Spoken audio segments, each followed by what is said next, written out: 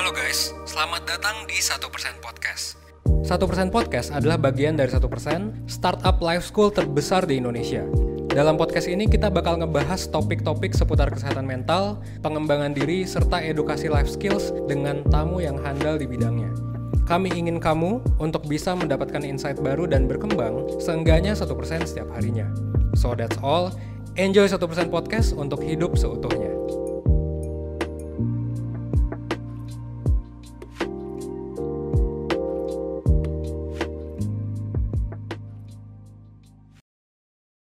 What's up perseners, kembali lagi bersama Yoga. Kalian sedang menonton 1% Podcast dengan format video. 1% adalah media atau platform edukasi life skill. Saya juga tergabung di SP Kolektif dan sister company lainnya. Sekarang kita bakal bahas fenomena yang unik banget. Bentar, gue belum kenalin. Gue bareng Evan ya, dan kita sekarang pengen bahas ini bro. Fenomena yang Gen Z banget dan unik banget dan kadang-kadang jadi sampah banget.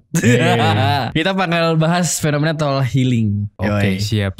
Ya, jadi gue nggak tahu ya sejak kapan ada fenomena healing. Sebenarnya kan kalau healing itu kan sebenarnya ya udah definisi lu senang-senang kan, tapi belum tentu nyembuhin diri. Iya. Ya, Bisa jadi mahal doang. Bisa jadi mahal doang gitu ya. Dan gue nggak tahu ini lekat banget fenomenanya sama Gen Z gitu. Kayak gue kalau ngomong sama temen gue yang rada milenial sedikit gitu ya, yang umurnya 29-30an. Kagak relate ya? Ya pertama gak relate, kedua ngecengin gitu. Apaan sih anak muda hilang healing gitu. Gawe ya, disuruh Iya, gawe malah. hilang healing. Gue mah ya udah sih tidur aja rebahan dan lain-lain gitu. Nah ini juga menarik bro. Jadi kayak mempertanyakan gitu loh. Gue sebenarnya konsep healing itu penting apa enggak? Dan yaudah silakan. Menurut lu gimana? Penting atau enggak sih healing? Penting gitu? atau tidak healing gitu ya? Iya, dan kenapa? Kalau dibilang penting ya penting sih gitu kan. Kalau misalnya lu ada masalah ya healing. Cuman healingnya definisinya apa dulu. Tapi kayak kalau misalnya healingnya ke Bali, terus lu meditasi, sorry to say ya buat orang yang suka meditasi kayak, atau bahkan counseling.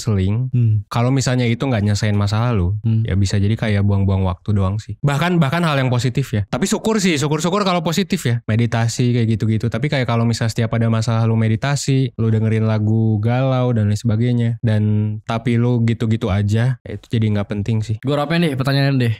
Kapan healing dibilang penting dan kapan healing dibilang nggak penting? Healing dibilang nggak penting kalau misalnya lu udah ngabisin waktu lu dan uang lu untuk healing, tapi ternyata lu nggak kemana-mana atau masalahnya nggak selesai. Masih mending kalau lu habis uang, habis waktu, tenaga gitu ya. At least tingkat stres lu mungkin berkurang atau mungkin lu jadi lebih semangat. Tapi kalau misalnya ketika misalnya lu habis ke Bali, dugem dan sebagainya, mungkin ke pantai gitu kan. Tapi pas balik lagi lu masih ngerasa buruk seperti yang pertama sebelum datang ke Bali, itu berarti Kenapa Bali sih bro? ya karena memang orang ke Bali gitu. Mungkin juga Emang gak boleh healing ke Antapani? ya boleh sih. Healing ke Antapani boleh, ke warkop juga boleh, makan mie juga boleh sih. Tapi kalau misalnya itu ya keterusan, even hal positif kayak meditasi yang tadi gue bilang. Misal tiap lo ada masalah, lo coba meditasi atau lo coba untuk dengerin lagu. Kan itu ya yang biasa di encourage oleh akun-akun dalam tanda kutip sehat mental gitu. Kalau misalnya setelah itu lo tetap balik ke state yang sama dan malah ini jadi hal untuk kabur. Contoh lo ada masalah sama orang tua, lo berantem, terus kayak udah deh mah misalnya aku mau meditasi Mau gitu. Bali dulu? Ya boleh ke Bali boleh, atau misalnya ke mana gitu. Udah mah aku mau kemana dulu. Itu oke sebenarnya. Artinya lu punya awareness bahwa oke, gue ada masalah gitu kan. Itu bagus. Tapi kalau setiap ada masalah lu, gue meditasi dulu dah, atau gue dengerin lagu dulu, tapi abis itu masalahnya gak lu kelarin, itu berarti itu kayak cuma buang-buang waktu aja. Benar. Tapi ini bisa banget pasti omongan gue disalahartikan dengan ya udah langsung tangani masalahnya. Enggak juga. Enggak semua masalah langsung ditangani. Bahkan ada masalah yang gak bisa ditangani. Kayak orang terdekat meninggal. Gimana cara menanganinya anjir? Ya cara menanganinya adalah dengan ya lu ke Bali mungkin salah satu cara healingnya. Tapi lagi-lagi kalau misalnya sampai merugikan diri lu sendiri secara finansial atau apa, dan lu merasa itu nggak worth it, ya pokoknya tergantung ke orangnya dan gak nyelesain masalah, ya itu berarti jadi suatu hal yang buang-buang waktu. Bisa aja itu gak ngaruh karena emang lu berproses gitu kan. Tapi kalau emang ini ternyata setelah lu refleksi ini adalah cara lu untuk kabur dari masalah, itu gak guna berarti healingnya. Iya sih. Jadi kalau bisa gue bedain ya, kita bisa membedakan antara healing yang produktif dan non produktif kali ya. Gue setuju sih. Beberapa temen gue yang healing, yang katanya healing itu ya let's say bisa dibilang pergi ke Bali ya. Gue gak tahu sih sejak kapan Bali jadi punya labeling tempat healing gitu. Iya sih. Atau ya let's say mabok Misalnya healing kan ada yang healing mabuk juga atau apapun kerjaan healing lu gitu ya. Gue setuju kalau misalnya lu nggak punya manajemen diri yang baik. Semisal healing kan butuh biaya bro. Iya. Healing butuh biaya, butuh tenaga dan butuh waktu gitu. Sebagian orang dan mungkin pengalaman teman-teman gue dan mungkin gue juga nggak mempertimbangkan hal itu. Jadi lu pengen masalah lu selesai dengan healing. Ya oke, misalnya masalah lu selesai, tapi setelah healing gitu ya, penyembuhan diri tadi healing atau jalan-jalan, ya lu punya masalah baru lagi. Ya entah lu tiba-tiba lu ke Bali, lu di sana buang-buang duit, lu boros, sedangkan cost lu atau cash flow lu nggak aman.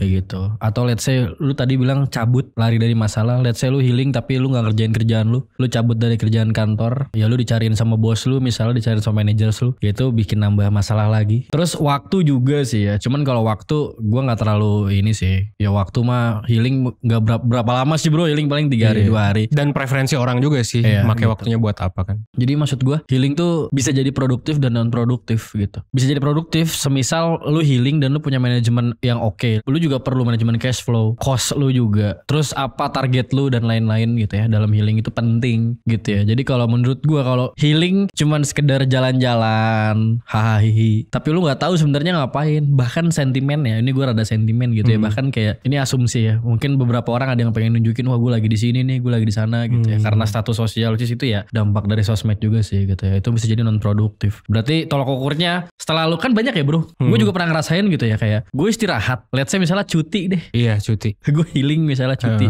Nah terus setelah healing, setelah cuti itu masalah gue nggak selesai gitu. Kayak ya udah nggak ada bedanya. Atau libur panjang deh gitu ya, yang memang gue agendakan buat healing gitu ya. Dan gue nggak kerja misalnya. Setelah libur panjang itu kok masalah gue nggak selesai. Kok gue masih punya masalah yang sama. Atau mungkin kok nambah lagi masalah. Yang dekat mungkin ya kok duit gue habis gitu ya. Kok gue capek gitu. Nah itu sih menurut gue healing yang non produktif tuh kayak gitu. Jadi healing harus oke kalau lu punya manajemen yang baik dalam segi apapun dan lu tahu outcome-nya. Bener sih. Bahkan hal yang positif aja bisa jadi ini kan kontraproduktif. Mulai muncul juga sih beberapa riset menarik gitu ya tentang kayak meditasi dan lain sebagainya yang sebenarnya kan itu dianggap harmless, tapi ketika kebanyakan dipakai di waktu yang tidak tepat dan lain sebagainya jadi harmful. Tapi ya semua hal juga seperti itu ya. Cuman message yang bisa gue tangkep gitu dari obrolan kita ini kan mungkin cukup negatif gitu. Jadi kayak gue mesti ngapain anjir?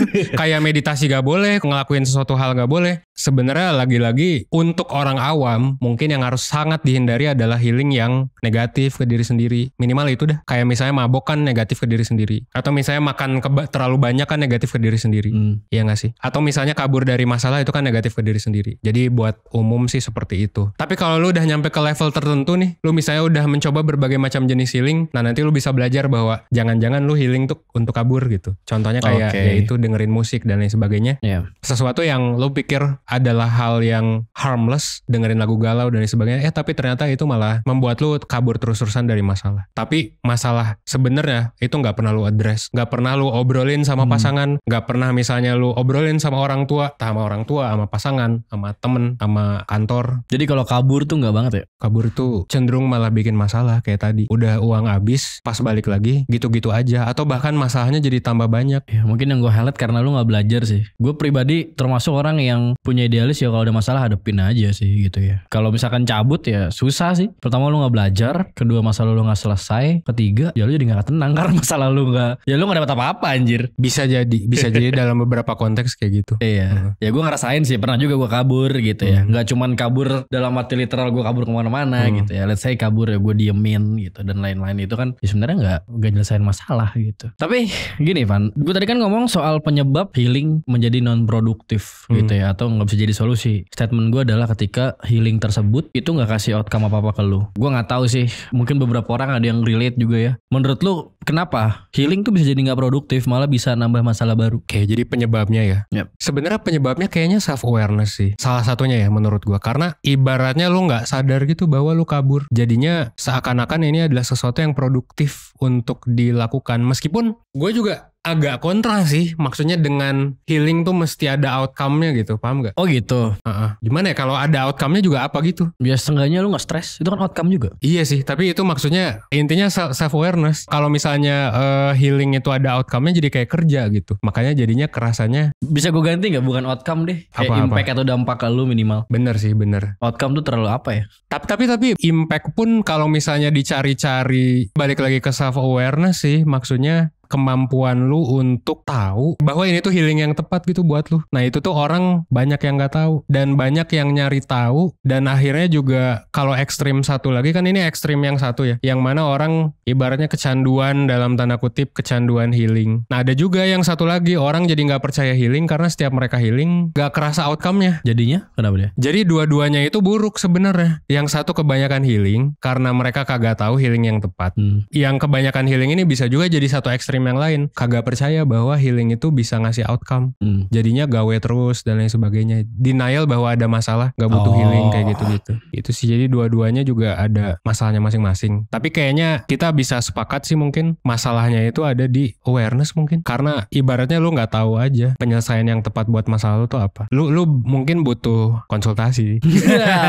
Lu mungkin butuh konsultasi sih, serius. Karena kalau lu terjebak di siklus yang sama tanpa ada orang yang ini tuh salah loh gitu, tanpa ada penyelamat mungkin, atau tanpa lu menyelamatkan diri lu sendiri dengan lu entah nanya ke temen lu atau gimana, minta feedback ke orang, jadi ada pandangan dari pihak kedua, pihak ketiga yang mana itu bisa jadi profesional atau bukan, mungkin lu akan terjebak terus di siklus yang sama sih. Ibaratnya kalau orang gak nonton ini gitu kan, mungkin ya udah gitu, bisa jadi denial terus, bahkan yang udah nonton aja bisa jadi denial kan. Tapi gue pengen bukan ngedebat lu sih, discuss yang tadi. Boleh sih, boleh, gak apa-apa didebat aja. Kenapa menurut lu gak harus ada outcome ya bro, healing? Ini outcome bahasa ya, tapi kalau konteksnya itu apa yang lu rasakan itu outcome juga gitu. Mungkin bahasa gue salah, tapi semacam ketika lu healing, lu dapat hal gitu, itu outcome juga. Nah lu tadi gimana tuh? Paham. Jadi gini, kayak misalnya kayak konsep ngejar kebahagiaan gitu sih bro. Jadi kayak orang yang ngejar kebahagiaan, kalau dia ngejar outcome kebahagiaannya itu lebih susah dapatnya daripada orang yang enjoying the process. Schopenhauer. Ya terus? Jadi yang jadi masalah juga untuk beberapa orang yang healing gue masih ada outcome gitu. Nah itu bisa jadi nanti kayak kok gak ada outcome ya? Gitu, paham gak? Kok kagak ada outcome ya? Kok gue merasanya gini-gini aja ya? Karena memang emosi pleasure itu it's not something that, ya itu bisa lu atur sih sebenarnya dengan lu mungkin ya minum kopi, makan makanan enak dan lain sebagainya. Tapi kayak kalau lu terjebak di ngejar hal itu, ngejar outcome-nya itu, bisa jadi semacam kontraproduktif. Oh ya, gue ngerti. Itu it's about expect sih bro sebenarnya bro. Iya, enjoying the process aja gitu sih. Dan bisa jadi juga kalau healing itu nggak ada outcome-nya, mungkin belum kerasa. Jadi kayak mungkin bisa jadi lu butuh berproses. Kata terbaiknya tuh bukan nyerah, tapi justru kayak lu coba lagi mungkin dalam bentuk lain atau dalam bentuk yang sama di lain waktu. Siapa tahu lu gak mendapat emosi yang lu berharap pengen dapat, ya memang karena lu terlalu berharap kayak gua abis minum ini bakal happy. Tapi kan lu gak bisa expect emosi dalam otak lu tuh bakal sesuai dengan ekspektasi lu gitu. Itu soal ekspektasi sih. Bener. Cuman gimana ya kalau gue bilang ini outcome tuh dalam bentuk sekecil apapun sih bro. Kayak semacam lu gak capek lagi atau lu gak suntuk lagi, itu kan outcome juga gitu. Betul. Kadang aneh juga kalau orang healing tapi malah hancur gitu loh. Aneh juga kalau orang udah healing tapi gak sembuh masalahnya, bakal nambah hal baru gitu. Makanya tadi gue sebut ada outcome, minimal lu gak capek deh gitu, atau minimal lu dapat pengalaman deh. Jadi biar minumnya tuh yang penting lu dapat hal. Itu yang gue sebut outcome tuh seperti itu. Mungkin bukan outcome kali ya, insight kali. Ya, kalau outcome terlalu ini ya. Outcome tuh kayak output atau outcome tuh kayak hal kadang harus happy gitu. Iya. Paham gak sih? Iya. Mungkin kalau insight tuh, ternyata dari sini ternyata gue bisa happy-nya segini, ininya segini. Mungkin ternyata nggak cocok nih kayak gini, healing seperti ini gitu. Insight kali ya berarti. Yang penting dia dapat pelajaran lah, dapat sebuah hal. Pun kalau misalnya ternyata let's say nggak dapat outcome, setidaknya dapat insight. Ternyata healing kayak gini nggak cocok buat gue. Iya. Atau ternyata healing kayak gini cocok tapi mahal, berarti kan harus cari yang lain. Jadi ya setidaknya dia belajar gak sih? Setidaknya dia dapat hal kayak ini ternyata gue kayaknya lebih cocok buat melakukan jalan-jalan nih dibanding mabuk misalnya kayak gitu. Iya. Berarti kesimpulannya adalah dapat insight. Iya benar. Kesimpulannya adalah dapat insight dan improve buat healing selanjutnya sih. Improvement healing gitu. Oke, menarik ya. Jadi kita sepakat bahwa kalau healing yang sebaiknya produktif ketika lo dapat insight ya. Sebenarnya sama aja sih, mungkin di pikiran gue soal insight tuh outcome tadi. Jadi ini problem bahasa aja bro. Dan takutnya ini aja sih orang-orang salah mikir nangkap ya. Salah nangkap kayak gue harus bahagia setelah ini. Bener. Padahal enggak juga. Kadang-kadang lu mesti berproses lebih lanjut. Ya bener. Jadi outcome yang tadi gue sampaikan di awal direvisi bro. Iya direvisi. Setidaknya lu dapat insight lah gitu ya. Insight itu apa bang? Insight itu ya semacam pelajaran mungkin ya, atau pengalaman yang lu dapat dari healing Iya, tersebut. Jadi mungkin kalau gue statement gue, mungkin non produktif nggak apa-apa. Yang penting lu dapat insight. Lu setuju nggak? Setuju. Dan kalau lu udah dapet insight bahwa itu nggak produktif, ya diminimalisir. Jangan diulang lagi gitu. Udah tahu mabok itu bikin lu misalnya hangover dan lain sebagainya gitu. Terus bikin lu jadi pusing misalnya pas kerja. Iya. Ya jangan dilakuin lagi. Bener-bener. Udah tahu lu cabut dari masalah, nggak bikin masalah lu selesai. Iya, Jangan malah cabut diulangin lagi. Kayak gitu ya. Ya intinya belajar sih, evaluasi. Jadi nggak apa-apa non produktif. Mungkin orang nggak tahu ini non produktif atau enggak, bro. Iya kan? Iya. Kayak Tapi misalnya coba aja gitu. orang mungkin nggak tahu ke Bali itu tidak produktif. Nah. Tapi mungkin orang perlu ke Bali dulu. Nah itu. Untuk tahu. Tapi nggak bahwa- apa-apa menurut lo? Nggak masalah sih, nggak masalah. Kan yang jadi masalah kalau orang mengulang-ulang nggak sih? Iya sih, bener. Setuju nggak lu? Setuju sih. Cuman kalau sebisa mungkin lu nggak mengalami, kalau menurut gua Iya, lebih baik benar. gitu sih. Kayak gue tadi nanya gimana DWP. Iya. Iya. Iya.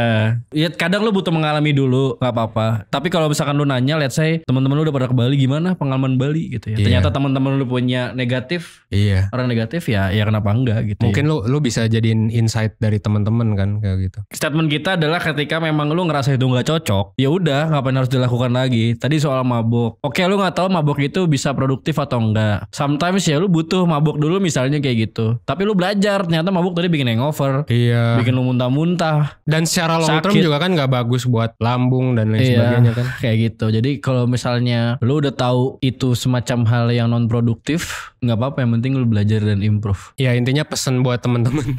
Jangan jadi anti healing dan jangan jadi addict healing mungkin. Oh. Iya, dari kita ya itu intinya lu kalau mau coba ya coba, tapi jangan jadi anti dengan kita bilang healing itu nggak produktif ke Bali. Siapa tahu buat lu works, tapi jangan juga jadi lu ngabis-ngabisin duit dan lain Iya, sebagainya iya, dan iya. diulang-ulang. Kalau udah berulang-ulang malah misalnya selalu mabok, selalu apa. Saran gue segera deh untuk konsultasi, soalnya itu kayak udah jadi mungkin maladaptif. Yang bahaya tuh mungkin ketika udah jadi habit kali ya, udah jadi kebiasaan dan berulang terus. Lu mungkin sadar dan merasa bersalah, tapi belum nyoba buat fix gitu. Jadi kalau bisa jangan di dua ekstrim deh. Jangan anti banget sampai lu nggak percaya bahwa ke Bali itu bisa nyembuhin, bisa kok. Dan jangan addict juga, addict sampai yang maladaptif tadi dan masalah lu nggak kelar-kelar. Oke. Tapi kenapa bro ya? Kenapa orang ini semacam ini aja ya, discuss aja. Kenapa orang yang tahu itu maladaptif tapi masih dilakukan gitu? Kayak orang tahu mabuk tuh nggak bagus gitu. Kita tahu mabuk tuh nggak bagus. Iya. Tapi masih ada aja orang yang lari ke sana. Iya, guilty pleasure sih sama kayak ngerokok gak sih? Oh iya sih Iya ya. kan? Bener juga ya.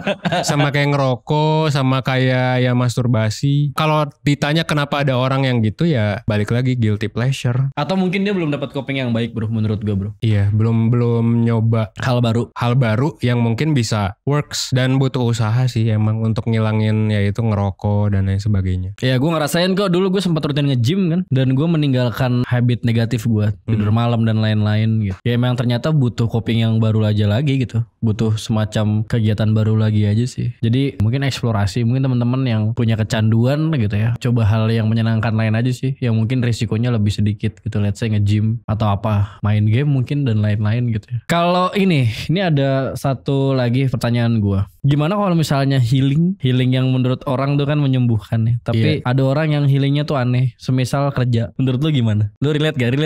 Kadang-kadang tuh lu kalau nggak kerja gitu, atau misalnya gue nggak tahu di tahap mana. Ada orang yang ngerasa kalau nggak kerja tuh problem. Iya. Atau ngerasa ngapain sih healing gitu ya? Kayak gue tuh nggak apa-apa gitu loh. Sedangkan kalau gue nggak kerja tuh hidup gue malah rese gitu, hidup gue malah nggak enak. Menurut lu gimana kalau gitu? Nah sebenarnya kerja itu kan positif ya. Nah yang tadi udah kita diskusiin juga kan, hal yang positif kalau kebanyakan, kalau dijadiin kabur bisa jadi negatif. Ini jarang banget sih tapi ya. Iya. Gua ngelihat kasusnya agak jarang. Tapi ada beberapa kejadian juga. Kayak misalnya di kota-kota besar, contoh ya, ada orang muda keren jabatannya dan lain sebagainya. Dia kerja nih, dia suka kerja dan tiap istirahat dia tuh nggak mau istirahat juga. Tiap istirahat kayak kedorong buat kerja gitu. Atau misalnya tiap di rumah kedorong buat kerja.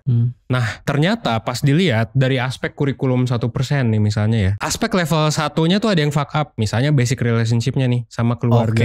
Oke. Gitu. Nah di sana bisa jadi indikasi sebenarnya. Nah makanya gua saranin ikut tes kurikulum 1% deh. Jadi itu adalah kurikulum kehidupan kan. Lu coba lihat kalau misalnya lu udah dalam tanda kutip edik sama sesuatu dan itu tuh positif, coba lihat deh aspek lain. Ada yang minus nggak? Karena kalau aspek lain ada yang minus, bisa jadi ada indikasi bahwa ini tuh lu ngelakuin karena kabur. Oh I see. Nah kalau karena kabur berarti kan deep down akar masalahnya tuh nggak ini. Kayak misalnya tadi yang yang contoh tadi anak muda dan lain sebagainya, jabatan tinggi, uang banyak, tapi ternyata sama keluarga fuck up, terus sama temen nggak ada temen, terus pasangan juga nggak ada. Kayak misalnya gue ada temennya temen, dia konsultan di the big four mungkin bisa kita bilang, gajinya gede, 2 digit dan lain sebagainya. Kalau dibilang bisa dapetin cewek manapun yang dia mau bisa. Kalau dibilang jago berinteraksi bisa, tapi nggak ada teman deket, berarti kan gak ada meaningful relationship. Level 3 kosong. Level 1 basic relationship kosong juga. Karena sama orang tua gak terlalu deket, sama temen gak ada yang deket, ngerasanya fake semua, sama pasangan ngerasanya juga fake semua juga.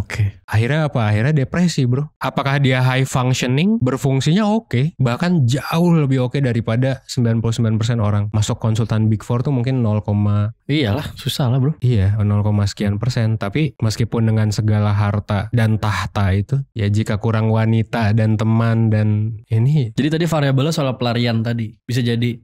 Karena ada masalah dalam kurikulum. Jadi si orang ini tuh gue gak akan nyebut nama, cuman dia sering banget ngeluh di Twitter, gue gak punya teman, gue kayak ngerasa kerjaan gue meaningless dan lain sebagainya. Gue gak bisa ngejudge bahwa dia kabur, tapi bisa jadi ini adalah indikasi bahwa ada hal yang salah gitu di hidupnya ya. Dan mungkin kerjanya harus dikurangin, mungkin lo harus nyablon jangan-jangan si orang itu ya, atau benerin level kurikulum yang tadi yang belum beres tadi ya. Iya, karena sekaya apapun lo, ini juga sama, ini sering gue bahas, kayak orang tuh sering banget bingung, kenapa sih artis Korea ada yang melakukan percobaan bunuh diri? Atau vokalis favorit gue dah, Linkin Park, bunuh diri kan? Coba Chester Bennington. Kenapa gitu? Bukannya dia sudah level 4 di 1%, dia sudah punya banyak uang, fans banyak dan sebagainya. Kalau kita telisik, ternyata ada kurikulum yang hilang. Yang belum terisi lah, bukan hilang. Iya. Kalaupun misalnya semuanya sudah terisi, bisa jadi filosofi atau meaning of life-nya beda gitu kan. Kayak ya ada juga kan yang suicide by choice. Iya. Gitu sih. Dan ini juga dibahas sama Albert Camus kan. Camus. Hidup tuh kerasanya meaningless gitu. Dia kan mempertanyakan kenapa gak bunuh diri aja. Iya. Itu absurd juga menurut dia. Iya. Dan ternyata bunuh diri itu ya absurd juga. Absurd gitu. Malah lebih absurd daripada lu hidup gitu sih. Dan ini menarik soalnya beberapa klien gua di konsultasi juga sempet ada yang kayak gitu. Gua pernah dapet klien ini 2 tahun lalu sih, dokter. Pokoknya semuanya udah oke dah. Tapi kok saya merasa hampa ya, Mas? Iya. Itu kayak menarik kan? Aneh gitu buat lower class kayak gue, aneh. Iya. Bahkan Ardhito aja krisis eksistensial. Iya benar. Kemarin juga di materi lu bahas Johnny Depp. Dia udah sampai tinggi. Ya Johnny Depp juga.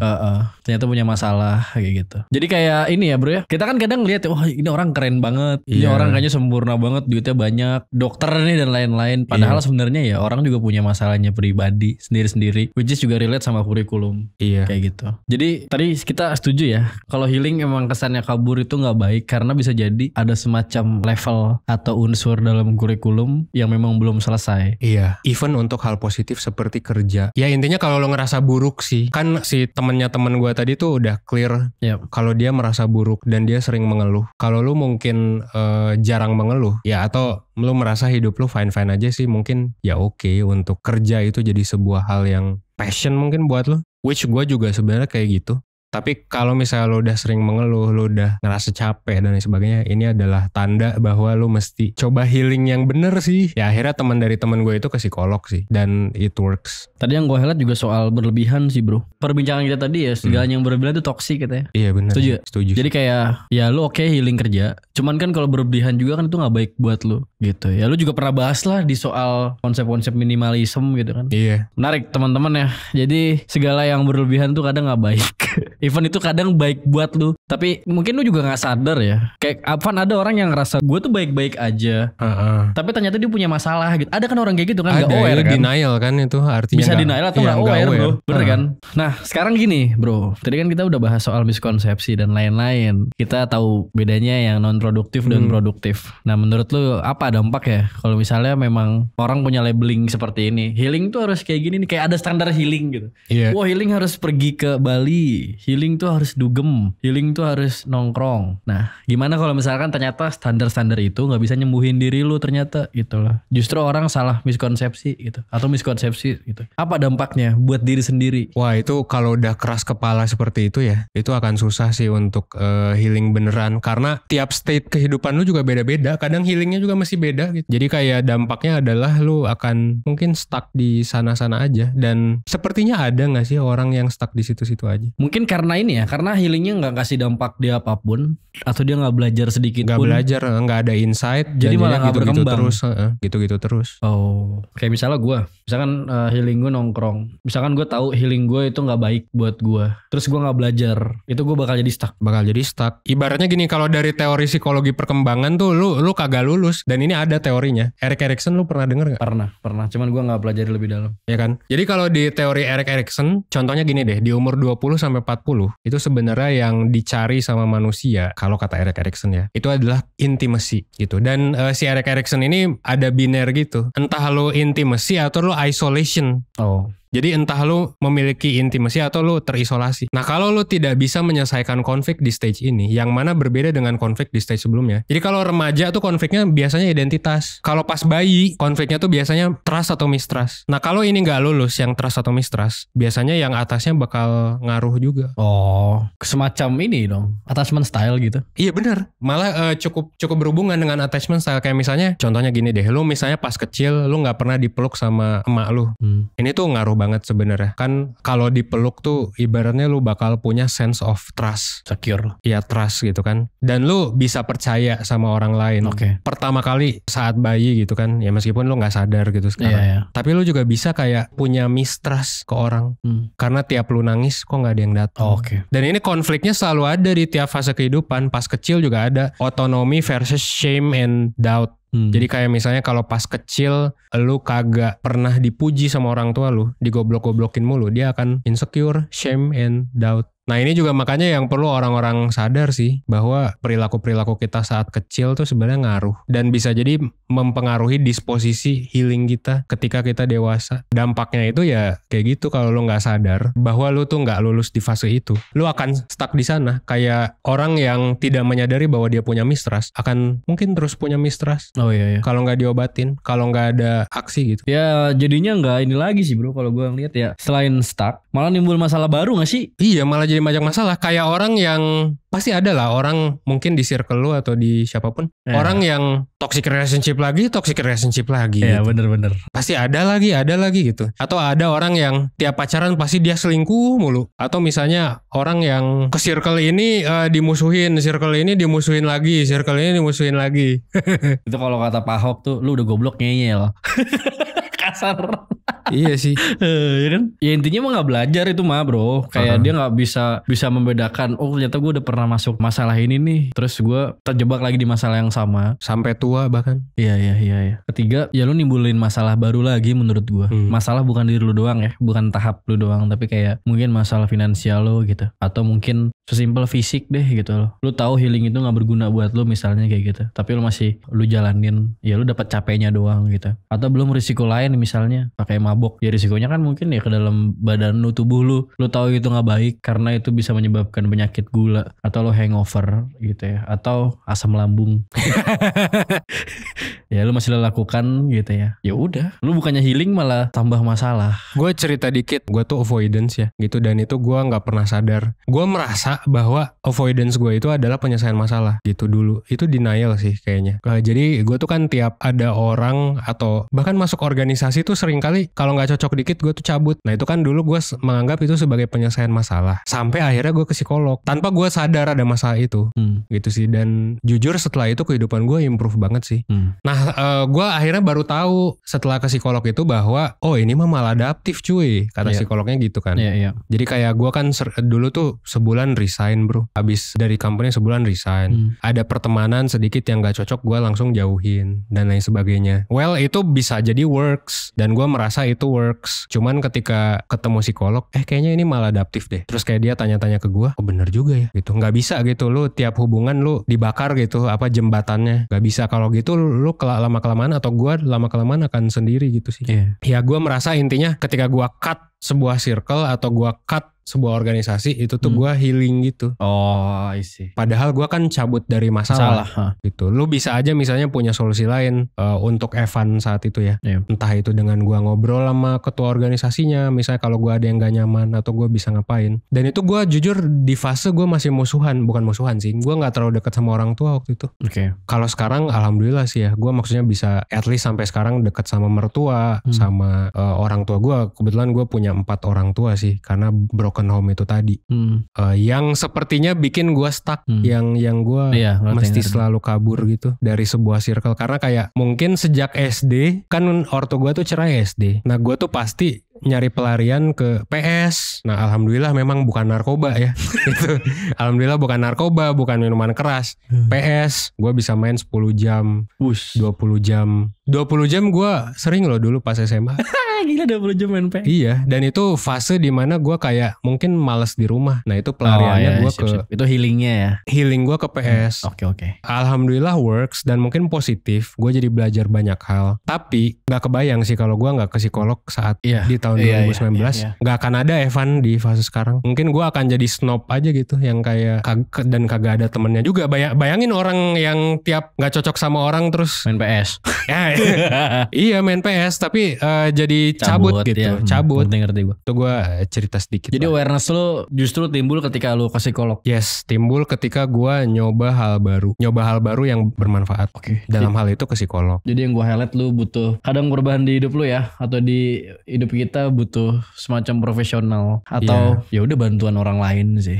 Dan psikolog adalah salah satu solusinya. Ya intinya sebenarnya bukan psikolognya menurut gue, Yok. Ya ke psikolog benar penting, tapi melangkah ke aktivitas baru yang bermanfaat. Ya sih, gue mau menyarankan temen-temen dulu. Mungkin ya beberapa dari lu nggak ada yang sadar gitu ya, atau lu mungkin bingung, atau lu nggak aware gitu ya. Ya kita menyarankan juga sih teman-teman mungkin bisa ngobrol sama mentor atau psikolog di @lifeconsultation.id gitu ya. Tadi kan Evan bilang yang penting melangkah. Cuman kan kalau menurut gue beberapa orang nggak ada yang bisa melangkah bro. Bisa jadi butuh bantuan sih. Iya benar. Beberapa orang ada yang mungkin harus disentil dulu. Syukur omongan gue nyentil kalian gitu ya, atau butuh yang lebih oke lagi ya silakanlah ke 1%.net. Di situ ada layanan konsultasi, teman-teman bisa menggunakan layanan itu untuk lebih berkembang. Sekarang gimana caranya? Orang banyak banget yang bingung soal healing gue harus kayak gimana nih gitu. Terus healing yang oke tuh seperti apa? Gue harus apa gitu. Mungkin kasih pandangan dulu sih. Gimana kalau misalnya saran lu supaya healing itu bener-bener emang yang tadi kita bahas produktif gitu dan punya minim risiko. Menurut tuh apa step-stepnya yang very very praktis? Yang harus dilakuin sih try to do something new. Ya something new. Try to do new things.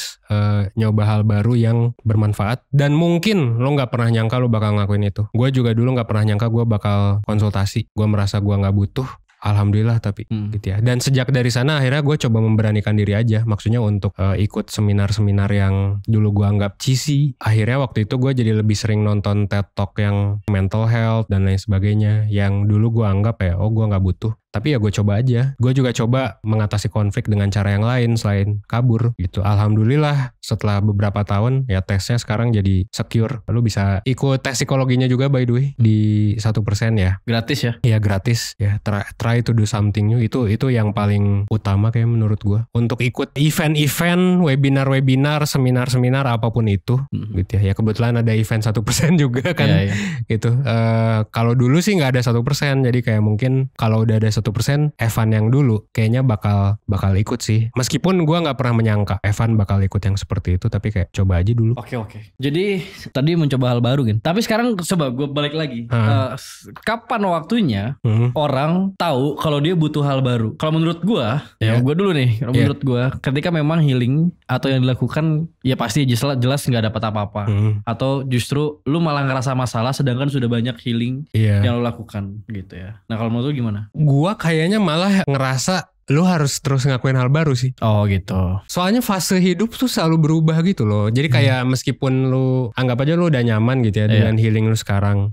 Healing lu apa sekarang? Sekarang lagi main musik kan. Main musik. Sama nulis lagi. Sama nulis. Nah meskipun gue ngerasa sih kalau meskipun lu udah nyaman dengan nulis dan musik, mungkin lu harus nyoba ke bener. Gue pengen bilang kayak gitu. Jadi gini, gue tuh punya sistem atau pos healing yang banyak. let's say gue tuh kalau main musik gue healing, kalau gue nulis puisi gue healing, kalau gue jalan-jalan gue healing, nongkrong healing juga, dan lain-lain gitu. Nah, gue tuh melakukan hal yang secara bertahap. Let's say di bulan ini gue fokus ke musik sebagai healing ya.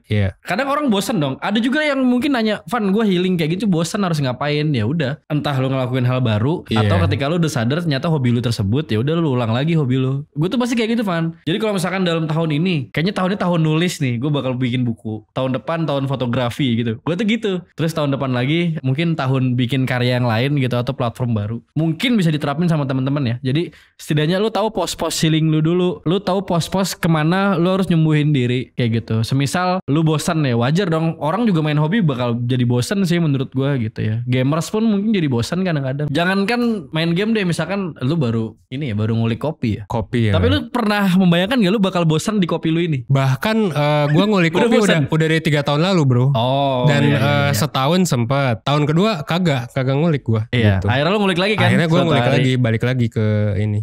Lu juga kayak gitu? Iya sama. Nah ini mungkin sarannya berarti lakuin hal baru pertama. Yang kedua mungkin lakuin hal yang lama kali ya. Iya, cari pos hobi. Iya bener-bener. Jadi kayak siapa tahu lu tuh mungkin setelah dapet misal toxic relationship atau apa, lu kehilangan hobi lu nih. Oh benar. Gitu kan. Benar. Itu sering banget sih di klien-klien mentoring counseling. Jadi gara-gara masuk ke toxic relationship atau masuk ke sebuah environment baru yang mungkin negatif, jadinya hobinya hilang gitu. Gitu sih. Nah itu saatnya mungkin ya sebenarnya gak selalu negatif sih ya. Tapi bisa aja hilang. Nah itu berarti lakuin hal yang lama sih. Yang ketiga mungkin udah jelas kali ya. Apa? Konsultasi. Konsultasi dan ini sih belajar ke ahlinya mungkin. Jadi yang keempat belajar ke ahlinya. Ya kebetulan di 1% kan ada ya psikolog, ada juga financial planner bahkan. Yep. Nah itu jadi teman-teman kalau ada masalah nih dalam kurikulum 1% yang lu ngerasa ya entah itu masalah circle atau apa, belajar ke orang yang emang menekuni itu aja gitu. Bahkan sesimpel sama temen lu gitu sih, yang lu rasa bisa ngasih insight, lu tanya betul aja gitu. Si Yoga juga sering sih ya, Mane tuh sering nanya kan kayak gue udah nikah gitu, terus gimana nikah kan. Ya sama juga, gue juga kan kadang nanya ke Nandos misalnya kopi gitu, nanya ke siapa. Nah itu sebenarnya bisa berguna sih. Satu lagi sih Pak, tadi kan pertama ngelakuin hal baru, kedua ngelakuin hal lama, ketiga konsultasi kan. Tapi mungkin kalau gue solusi ketiganya itu nemuin circle yang pas sih bro. Karena gue percaya kadang ya kita itu kan bisa dinilai dari circle. Jadi tuh gue punya teori gitu loh. Pertama orang tuh bisa dinilai dari buku apa yang dilihat, konten apa yang dikonsumsi. Kedua circle-nya. Jadi kadang jangan-jangan hobi yang gue lakukan, let's say gue suka bikin musik, gue suka nulis puisi dan lain-lain, itu ngaruh sama circle. Kalau misalkan circle lo suka mabok, let's say circle lo suka ngelakuin hal yang negatif, ya jatuhlah hobi lu juga bakal seperti itu. Menurut gue seperti itu. Jadi healing itu juga ngaruh sama circle lo. Kalau circle lu tipe orang yang sering traveling, ya lu bakal traveling. Walaupun lu punya kontrol sih. Cuman gue pribadi gue ngelihat banyak banget hal di hidup itu ngaruh karena circle-nya. Gitu. Ya sesimpel apa sih, kalau mungkin kalau gue nggak ketemu Nandos nih, kalau Nandos nggak ngekos di kosan gue nih, mungkin gue nggak aware soal gue main piano lagi bro, karena itu piano punya dia. Terus karena sekarang kan gue udah mulai aktif nulis lagi gitu. Itu karena gue datang ke temen gue yang penulis juga. Iya, yang jualan buku. Kayak gue ngobrol sama dia, kayaknya gue harus nulis buku lagi gitu. Jadi kesimpulannya adalah ya lu punya circle yang baik. Let's say lu tahu apa kelakuan mereka, apa hal yang mereka kerjakan. Dan ketemu orang baru dan lama juga nggak sih berarti? Yang lama juga bener sama sih sebenarnya. Yang kayak udah lama nggak ketemu, lu ketemu lagi. Iya benar-benar. Dan orang baru yang lu belum pernah ketemu spesies seperti ini, lu ketemu gitu. Mungkin lu dapat inspirasi, entah itu negatif atau positif. Iya betul. Oh gue juga mau sharing sih. Jadi kerasa juga sih ketika misalnya lu bertemu circle baru nih, turns out negatif, bisa jadi inspirasi juga sih. Oh gue kayaknya jangan, maksudnya bukan jangan berteman sih ya, membatasi lah. Karena dia mah mainnya ke sini. Nanti gue jadi ikutan. Entah ikutan atau mungkin kena dampak buruk. Dan kayak mungkin juga bisa jadi bukan baik atau buruk, tapi kayak emang beda preferensi aja. Jadi kayak cukup, oh kalau gue udah tahu ini orang mainnya ke sini, mungkin gue jadi cukup kenal aja. Harusnya. Terus kedua tadi kita soal bahas circle ya, circle mempengaruhi hobi dan lain-lain gitu ya. Kan ada orang ngerasa ya, kok circle gue gini-gini terus, jadi aktivitas gue stuck cuman di hal yang terbatas. Dan bukan hanya aktivitas tapi tempat juga sih. Kayaknya tempat ngaruh juga ke inspirasi deh. Iya bener-bener. Gue abis dari Lombok, abis dari mana gitu, kalau udah pergi tuh ada semacam insight inspirasi aja gitu. Oh ternyata kulturnya seperti ini. Ngerti ya. Sesimpel bahkan ternyata kopinya seperti ini. Oke. Jadi menarik ya. Intinya banyak lah experience yang bisa lu ambil. Cuman yang terpenting ya tadi lu mungkin punya dapat circle baru dan itu bisa mempengaruhi proses healing lu dan lebih tahap idealnya lagi ya mempengaruhi hidup lu sih. Yang keempat tadi apa? Konsultasi ya, jelas. Tadi kita bahas ya kadang lu nggak sadar gitu. Atau kadang lu ngerasa lu baik-baik aja tapi ternyata itu masalah. Banyak orang kayak gitu ya. Gue ngerasa healing gue cocok tapi ternyata gue nggak tahu nih dan itu malah nambah masalah. Nah lu bisa ngobrol sama mentor dan psikolog 1% ya di @lifeconsultation.id. Oke, jadi kayaknya udah sih kita udah bahas banyak ya. Tadi kita bahas soal miskonsepsi healing ya. Lu boleh healing tapi jangan sampai itu malah bikin lu hancur. Ya tadi kita revisi soal outcome dan insight ya. Setidaknya lu dapat insight lah, entah pengalaman kayak atau entah lu dapat pelajaran tertentu gitu ya. Atau setidaknya lu tahu ternyata healing yang lu kerjakan tuh nggak efektif atau nggak ngasih hal yang produktif buat lu gitu. Tadi kita juga bahas attachment style juga. Kita punya tes gratis ya di 1%.net. Lu bisa cek ya tes level kurikulum, attachment style dan tes psikotes ya. Yang terakhir tetap jangan lupa buat ke psikolog. Kalau misalnya memang lu butuh bantuan yang profesional atau lu ngerasa bantuan orang lain bisa lu ke mentoring atau ke psikolog 1%. Oke, jadi yaudah gitu aja segmen kita hari ini. Tetap berkembang setidaknya 1% setiap harinya. Bye-bye. Thanks ya udah dengerin podcast 1% sampai habis di segmen obrolan Gen Z bareng gue Yoga. Stay tune terus dengan follow akun 1% di berbagai kanal media sosial. Nah, lo juga bisa nih cek sister company 1% untuk layanan konsultasi di @lifeconsultation.id, untuk belajar kehidupan lewat webinar dan kelas online di @lifeskills.id, untuk belajar persiapan karir di @spcareercenter, buat ngomongin masa depan di @sipalinggenz, buat ngembangin bisnis dan UMKM lewat @postmetric, dan lo juga bisa follow @spcollective.id sebagai holding dari berbagai perusahaan tadi. Oke, sampai ketemu di episode selanjutnya ya. Thank you.